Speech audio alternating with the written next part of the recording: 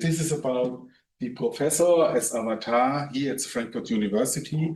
The avatar we are working with has been created at the beginning of the year, and we will run you quickly through the activities we are doing here. Of course, we have to say thank you to the Wirtschaftsförderung Frankfurt, to the AI Week here at the Frankfurt University of Applied Science, and the SAKI is the Zentrum of Angewandte Künstliche Intelligenz here at the Frankfurt University.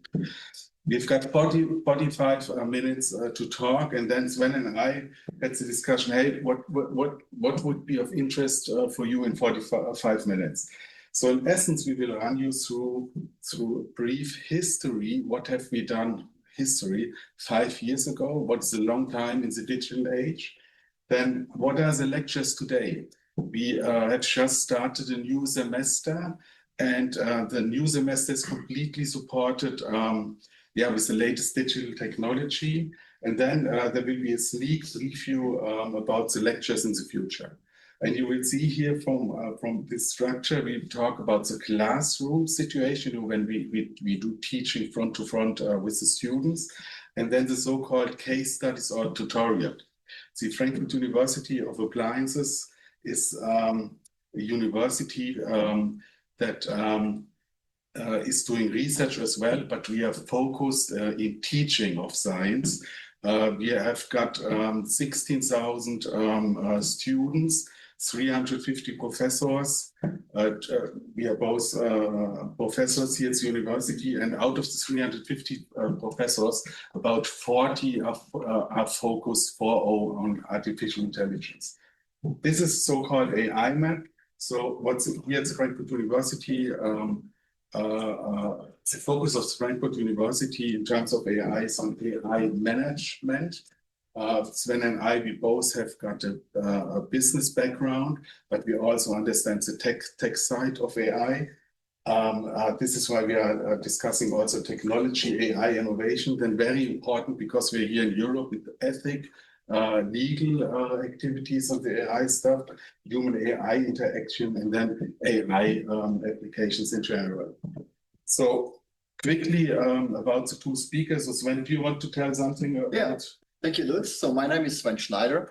I'm the professor of information systems since over 15 years, and I'm specialized in e-commerce, digital business, and nowadays, of course, we do a deeply analysis of business processes using AI. I'm also the director of our research institute, which is called Data-Driven Business.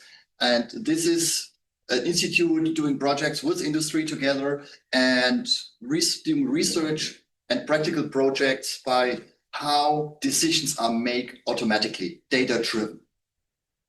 And you also run a very successful podcast. Oh, I had a podcast. Yeah. It's called Psychodigitale, and it's a mixture in between. I did it together with a psychologist, and it's a good mixture to have these psycho topics and IS topics. It's mixed together. Yeah. So Sven and I, we work internationally, and Sven has got a very special topic, robo leadership. You know. Let's take a few 10 years fast forward. In today's world, everybody's managed by a human being, but in the future, it's very likely that maybe a robot will be your boss. Or we have to see. Hey, with me, I say, just Google me or ask a Grok or ChatGPT about me. You will find that I'm a professor here at the Frankfurt University with a long track record in the games industry. You know, I used to work for Sony, PlayStation, Atari, the inventor of commercial gaming, Bandai Namco, and various other major companies. I've written a couple of books, of course, all #1 bestsellers. Of course, we know how the Amazon algorithm works. And I'm very happy to be here with you. Okay, let's start with the first part of the presentation. So in nowadays, here at Frankfurt University, if the people or the students are studying e-commerce or digital business, this is set up pretty hands-on. So on the one hand side, they are brought up to date with the latest literature, latest development around the world. This is why We teach this in English, it's the curriculum. And then due to the fact, because it's a HAW, Hochschule für angewandte Wissenschaften, for applied sciences, we also discuss with the students how to transfer the academic know-how into the real world. And this is done via case studies and a tutorial. This is not a typical situation. Well, it's not so big. We have small classes typically, where we have more interactive discussions. Right. So this is an Audimax, and of course every university shows these pictures, but in reality we have about 20 to 30 people we teach. There's interaction in the classroom.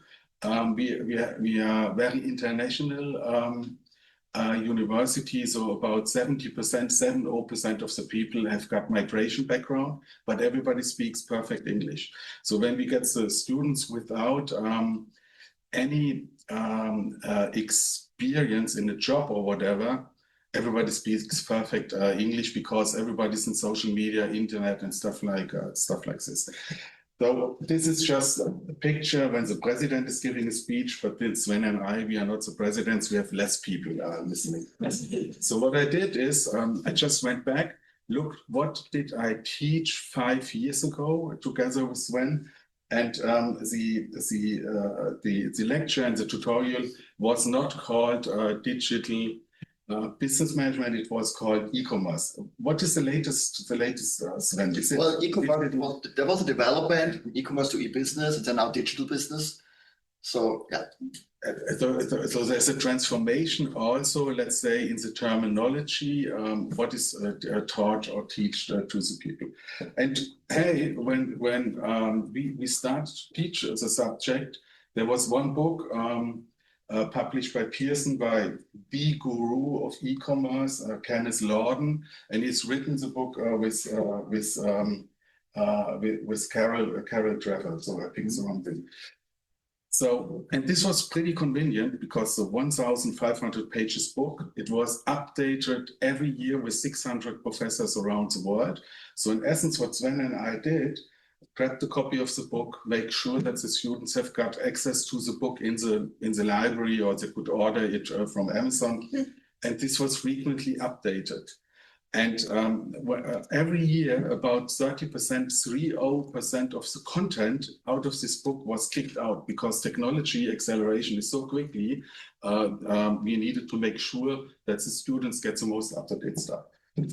And 5 years ago, we already asked the students, hey, you can also only be successful here in this classroom if you've got a notebook, a laptop, and PowerPoint access. But large language models did not exist. They existed, but not as we are using them today. So when a student did not have in the first lecture his laptop, we ask him, hey, next time you should bring it. Then people ask us frequently, hey, why do we have to learn the old way? Because we can Google everything, or even the book we are using was available on the web, and the content is more up to date. Then we discussed this clip here. This is from 1999, so about a quarter of a century back. This is from Matrix. And you see here Neo, he's a super coder, so AI coder. And you see Trinity. And these guys are under heavy attacks. There's lots of shooting with Matrix, if you recall the movie. I think you're the gaming expert. So Neo here, the supercoder, at Trinity, and they're really under attack, and they are running to a helicopter. Do you know how to fly this thing? And during the running, Trinity says, not yet. And then she gets the information transmitted to her brain to fly the helicopter, and they do not die. In Matrix 1, nobody dies. Later, it's a bit different. To make a long story short, currently the German education system is, if I pronounce this right, it's focused on the Preußische system, how to educate and train people. But this is completely changing. Nowadays, it's more important to understand the keywords, the prompting, and to make the right decisions. And the people that will be successful are the ones that are completely familiar with the new technology, understand keyword search, understand prompting, and then making the right decisions. Is that it? Absolutely, I'm with you. So sometimes we discuss it with students. Yeah, can you pass the exam? And they say, not yet. Till now, it's not possible to download it, so we have to learn it in the old style. Yeah? But still, we discussed it in earlier times and said, well, when you learn 100%, for sure, you will forget 80%. But this remaining 20% is enough for doing a conversation with humans or doing a conversation with ChatGPT. Yeah, but without these 20%, it's hard. Absolutely, absolutely. Yeah. And you brought this slide here. Oh, yes. Yeah. So it's, well, learning is nothing new. Yeah. So in former times there is storytelling. Yeah. Then we have these traditional lectures.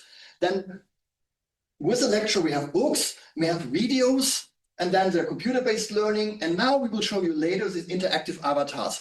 And this is called then omni-channel learning. Omni-channel learning means that you will start with a book, then you can come from the book to the lecture, participate on a lecture, and then switching from the lecture to a video.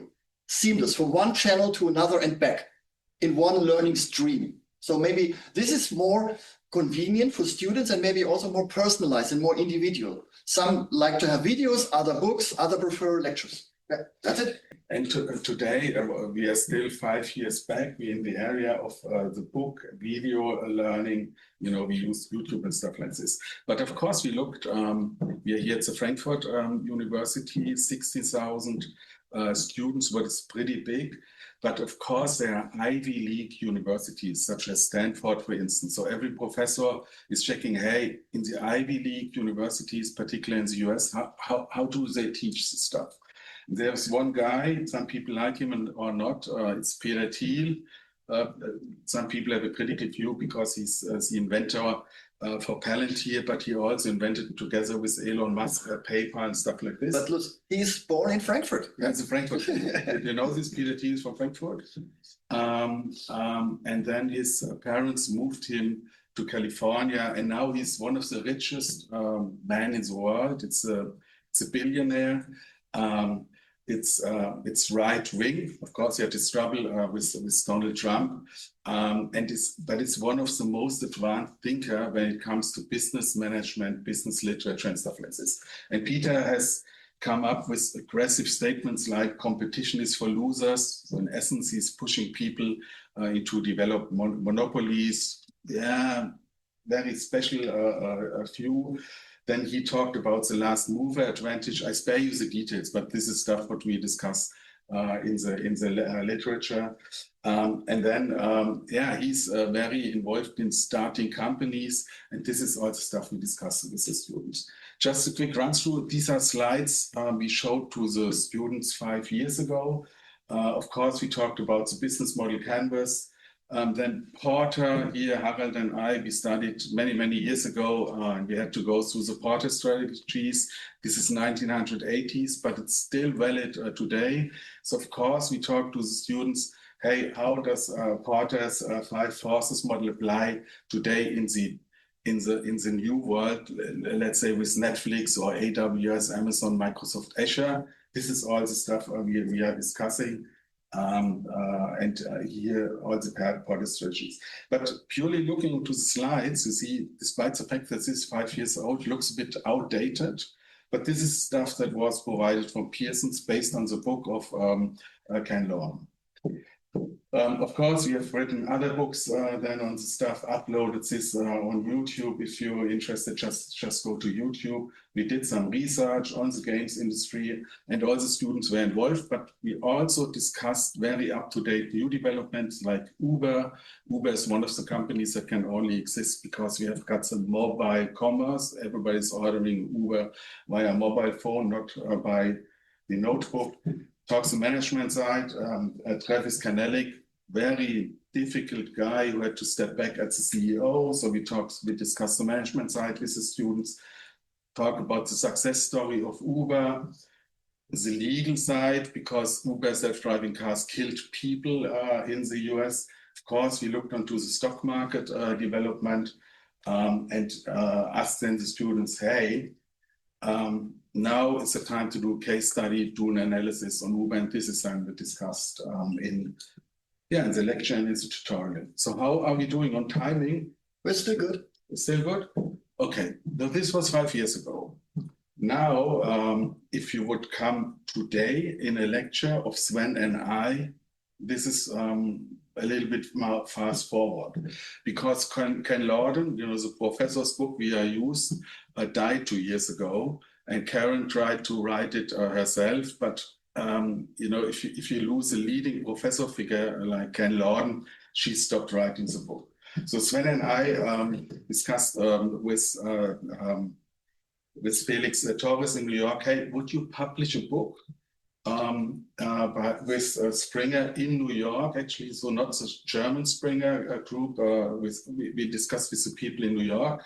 Would you publish a book under the Springer label by 2 non-native English-speaking professors on the subject of digital business management? And then we did not hear for 6 weeks and stuff like this. Phoned New York many times, and then Felix said, hey, this is great, we love it, we love the content and everything, but the question is, are the IP rights? Everybody can write a book today very quickly. My last book, or the book I wrote before this book, about 600 pages, took me 3 years to write.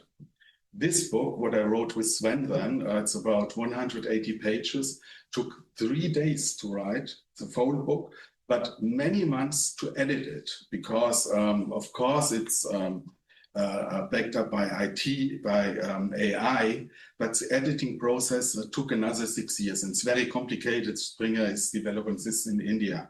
But the reason they have decided, other than that we are great professors, the theme is good and stuff like this, is that the IP rights were clear, because it was recorded speech to text. So during the lecture, Swen and I were recorded, transferred this then with ChatGPT or what? Yeah, so we make a recording. I ask 3 students to use ChatGPT to record our lessons. Then we have 3 MP3 files. I put it together. Then we shrink it in 1 MP3 file. Then we transfer the MP4 video with a speech into text. Then we shorten the text. We bring the text to the slides. And then we had the book. And the intellectual property rights, IP rights. This was one of the most important things for Springer, because they have loads of professors who want to write a book. And the first question is always, who has written the book? Have you written the book yourself, or has the AI written the book? If the AI has written the book, could be difficult about lawsuits. Just to give you some background. Okay, then of course we published the book, polished the charts. And these are slides we are using in the lecture. It's 12 chapters based on the curriculum here for the students. And yeah, the students liked it to talk to the professor. At the same side, he said, hey, you need a notebook, you need PowerPoint, but you need to connect yourself to either Grok. This is the AI developed by Elon Musk, and this is the AI used for SpaceX. The rockets can land and restart it again. This is, from our point of view, the most advanced large language model, despite the fact that some people hate Elon Musk, but it's pretty good stuff. It changed the style of lecturing, because before, for us as a professor, we ask students something and all the students are looking to us. And now we say, don't look at us, look at ChatGPT. You will find the answer at ChatGPT. And then we have a good discussion with the students together. Yeah. Classical situation, student asks you something and the expectation level is professor knows everything. What you usually do is say, this is a great question. Let's just give this back to the classroom because you do not know how to answer this. And today, the people can decide either you Grok, ChatGPT or Gemini. This is the answer of Google for ChatGPT. And not the most brilliant students, but the quickest one are the one that have got later in the exam the most yeah, let's say the best grades. So it's changing. You know, it's not only you need to be intelligent and great. You also need to be able to work with these large language models. Okay, and then we flew to New York, promoted the book. It's everywhere in the press. It's a great book. It also covers industry and business cases, you know, all the advanced stuff. Sorry, I'm a salesman by heart. We talk about Waymo, Tesla, Airbnb, Uber, AWS, Microsoft Azure, Temo, Amazon, and the list goes on and on. So all the up-to-date stuff students are interested in. Of course, we promoted it on Amazon. It became a #1 Amazon bestseller, but it's also available here in the library. So when we sit in front of or teach in front of our 40 students, everybody has got access to the book. You know, they know exactly what we are talking about. They have got access to the presentation slide, and they are connected to the large language models. And just some slides that you see what is in the book. Of course, we explain what is the categorization of e-commerce, what is the difference between digital products, physical products, semi-physical products. Then Swen has developed in the last 10, 15 years. This is modeled by heart. He was very proud that it's published by Springer. As a digital business framework. We could talk about this, but it takes 1 hour. Just buy the book and you can read it. It's very well explained. And then what I said before, Swen and I do also the futuristic stuff.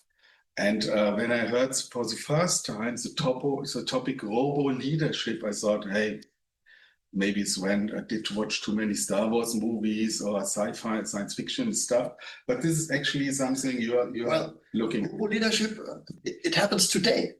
So in former times, maybe you go to your boss for applying for holidays, and you have to negotiate with him. And nowadays, it's totally automated. You have maybe a tool, you just say, okay, I want to go on holiday this and this days, and then it's automatically matched with your colleagues. And then the tool said, yes, it's okay.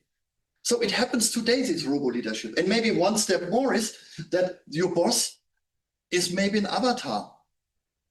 If you like for a bot, it happens today. Well, very simple way, but it happens today.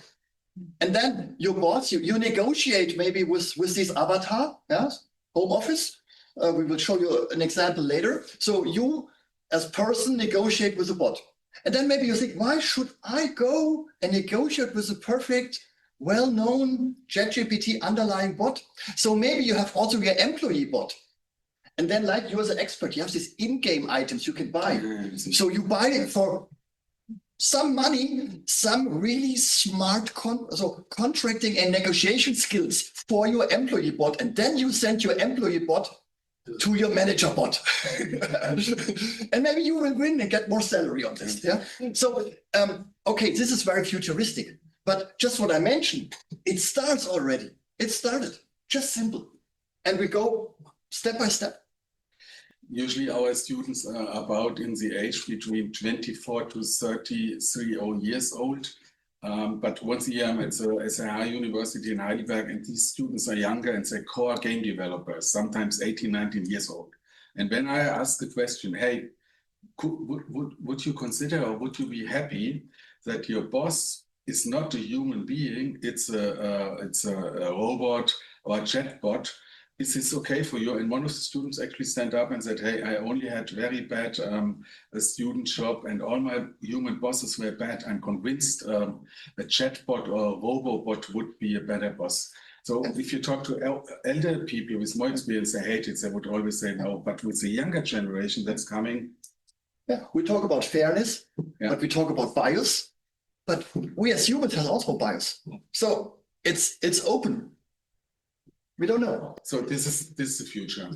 And then, of course, we teach traditional stuff like disruption and the dilemma zone, stuff like this. But in the lecture, we ask the people or the students to do the prompting. We give example prompts and manage that they understand the prompting process. And then this moves on then to the tutorial. Of course, we do all. Yeah, also the fancy stuff. In essence, it's a Fachbereich Wirtschaft and Recht. So this is about business and law. This is about making money. But of course, it's fancy to talk about SpaceX. And when we did this in the beginning, we did not take this seriously. But one of our students works for the ESA now, the European Space Agency. But we talk also about Amazon Web Services, Azure, talk about Jeff Bezos, who's a great entrepreneur, but now at a very bizarre wedding in Venice, what everybody has followed. But Amazon is managed anyway by Andy Jassy. And then we talk about the management techniques of Amazon. We work with the prompting where we understand Amazon AWS, but also Microsoft Azure. And this is prompting. So the way we are teaching has completely changed. Everybody's involved with computer, with a large language model, and it's very active. And they come up then with valuable stuff about the value chain for the space tech industry. We also talk about Blue Origin, this is space company. We have space tech, we have legal tech, we have fintechs. So we analyze the transformation of industries, how digital disruption and other changes may impact the industries. Now, this is one example. Yeah, absolutely. And then we go to Mr. Porter, you're back 1980s, and apply the value chain, Wertschöpfungskette oder Wertkette, onto this SpaceX space mission technology developed by Porter 55 years ago or something like this. And so we try to apply methods to develop an understanding how the transformation is working. So pretty advanced stuff. Let's say traditional management techniques transferred to the new digital age. And then some bright students came and said, hey, I missed this lecture. Yeah, I have the book, but isn't there an other opportunity how we can prepare ourselves for the exam? The statement here of the university officially is, this is a Präsenzhochschule, you need to be present. There are complete online universities around the world, but our expectation of the president, and this is a statement by the university, you have to be present here. But there's a lot of advantage to be here, because then you have a reserved time slot and you don't watch the video at night or something. So you can interact with real persons. You will see, we will give you an example. But anyway, there are a lot of advantages when you be here. Absolutely. So currently there's still social interaction in the classroom, and tutorial, and it's very important. Nevertheless, the students ask us, hey, is an opportunity you can come up with that you record the lecture. Yeah, but we did not like this. Usually you walk out of the camera, then people do not switch on the camera, so whatever. So we spoke to Felix in New York and came up with the idea to generate an avatar based on the book. And we show you how this avatar looks like. So you will see in a couple of seconds Sven and myself as an avatar. This is generated with a software called HiGen. And you see, if you look onto the lips, only the lips and the eye movement is edited. This is the first stage of an avatar, and it's recorded. So let's see if this clip works. So it's like a prototype with a free version of this software. And you still see that it's not real, a little bit. There's no interaction. In essence, the avatar is reading the content of the book, and it's animated, and the students like it. But it's not where we want to go. But this is just something we started. So can I start this? This is even a touch point.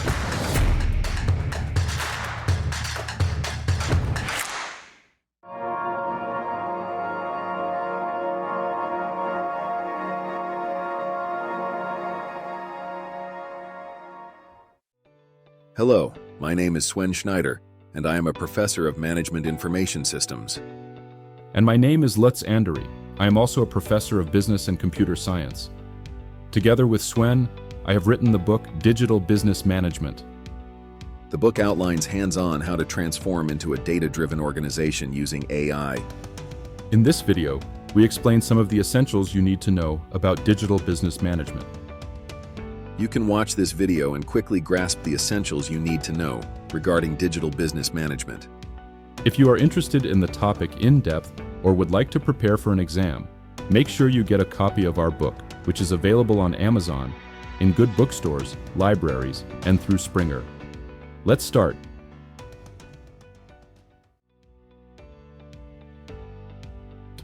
In the era of digitalization, digital business involves conducting commercial activities online, covering marketing, sales, product innovation, and daily operations. E-commerce drives revenue by enabling the buying and selling of goods and services over the internet, as seen on platforms like Amazon. Conversely, e-business focuses on cost efficiency and automation to streamline internal processes and communication. E-commerce includes models like business-to-consumer, B2C, business-to-business, B2B, and consumer-to-consumer, C2C, with peer-to-peer exchanges growing in importance.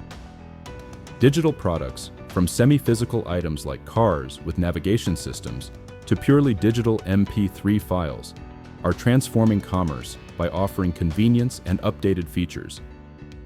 This shift from physical to digital blurs the lines between realms, reshaping consumer behavior. I spare you the details. But you will be, yes, of course, I have an Arnold Schwarzenegger voice because I could decide what voice would you like to have. I have no grammatical errors. There is no Hessen Frankfurt English slang. So it's perfect. So it's watched around by people around the globe, despite the fact it was intended for our students. And maybe you have to explain how we did it. Yeah? So I mentioned before, we recorded our lecture, then bring it together, bring it to text, shrink it, put it to the files and bring it to the book. And then with the same content, we bring this content to HiGen software. It's just one picture from me and one picture from you. And out of this picture, they produce this. So I have one production of this and I can spread it to a book, to a presentation or a normal lecture, to an avatar. So this is what we did, and it worked perfectly. And of course, you see some, and I was proud that, yes, it is an avatar of us. It's not us. And you see some differences. But in the future, the next, if you have another license for this specific program, you can upload not just a stupid picture. You can upload a video, 2 to 3 minutes. Then you won't see a difference. Okay, you see, referring to the HiGen software. So just to give you a rough figure, to generate 10 videos with HiGen was about €800. But you see it's an avatar. And there's currently a discussion, how does an avatar need to look? Should it be photorealistic, hyper-realistic, or should it be more in a comic style? And there's research with Stanford papers and stuff like this. For instance, Salesforce, one of the most successful companies in the world when it comes to B2B software, they used to work with hyper-realistic avatars. And then the user was scared that this is too complicated. So Benikoff, the founder of the company, decided they move into animation comic style character because the user had the expectation level, okay, if this is comic style, it's easier to understand. Yeah. And maybe, yeah, you're right, absolutely, because people are more confused, and in the future, they can't distinguish, is it an avatar, fake one, or is it a real human? So maybe they are frustrated if they can't distinguish it any longer. So maybe even in the future, you have to mark it, okay, this is an avatar, and this is a human. Because we, with our senses, we can't distinguish any longer. Yesterday, we had an internal meeting, and there was somebody from Deutsche Bahn, and he was blocking the situation. I talked with him about the project. He said, no, our user they want to accept this. They still want to have the telephone hotline, stuff like this. So I stopped the conversation because purely from a money making point of view, of course, this is the future. The question is, what's happening with the university? There was honestly a discussion here, should we show this? Because if you think this through the end, do you really need physically professor? Yes, no, for interaction, but with new people, new students that are coming up, it's something we need to think about. But we show you with the next slides in what direction we are heading. One other thing is we found during the discussion, if you generate your own avatar, you are close to eternity. This is very philosophical, but Unsterblichkeit is not happening because my avatar will not put on more weight. You know, it will not age, and I can sit in Florida and just monitor what is my avatar doing. So this is all the stuff we also discussed, but then we come back to real life university work. Okay, so is this interesting for you so far, or did you think it's okay? So Sven is more than I, the visionary guy. Let's say the Bill Gates of the Frankfurt University, and he came up with this slide. Can we cut this out? Yeah, okay. So we are here. So in former age, we have this fireplace sitting around telling stories. So learning isn't new. Yeah? Development, lectures, books. Now we are here. So what could be the next thing? Maybe the next thing. So the next thing is that maybe profs as autonomous agents in the metaverse. So we will meet in the metaverse because then it's more touchable, yeah, than in just do a teleconference.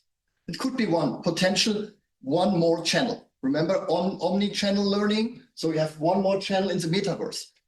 And the next thing could be that maybe we were embodied. So when we have this agent AI stuff in combination with robotics. We don't know. It's one potential thing. And what we plan to do, Lutz and I, is we are here, and on the next step, we try to combine our avatar, which is this front speech from us to the audience, and we will combine it with ChatGPT. And then we start at 10 minutes with the introduction and bring them something, explain something very important. Yeah? And after 10 minutes, we stop, and then the students can ask our avatars, in brackets, ChatGPT, okay, can you explain it again? And then, of course, can ChatGPT explain it again? So it's interactive. So you have, of course, the speech like videos. What we showed you was very close to video. But the underlying thing is much more heavier and more opportunities. So you can then combine it with ChatGPT to have a conversation with our avatars. And there's an example what this looks like. We have 7 minutes to go. We are pretty good in timing. There's a professor at the Handelshochschule Leipzig. He has developed a Timotar with the HiGen software. I cannot show this live because it's locked by him. It used to be public. But the way it works is, this is him.